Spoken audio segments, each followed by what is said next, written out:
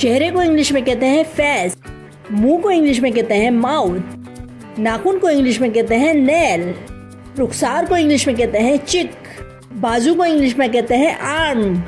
बगल को इंग्लिश में कहते हैं आर्मपिट, जिल्द को इंग्लिश में कहते हैं स्किन,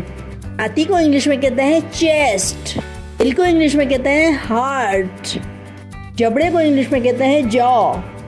बाल को इंग्लिश में कहते हैं हेयर, सांस की नाली को इंग्लिश में कहते हैं ट्रैकिया, शरियान को इंग्लिश में कहते हैं आर्टरी, कान के पर्दे को इंग्लिश में कहते हैं एयर ड्रम, जोड़ को इंग्लिश में कहते हैं जॉइंट, घुटने को इंग्लिश में कहते हैं नी, पलकें को इंग्लिश में कहते हैं आईलैश, गले को इंग्लिश में कहते हैं थ्रोट, हथेली को इंग्लिश में कहते हैं पाम, अंगूठे को इंग्लिश में कहते हैं थंब,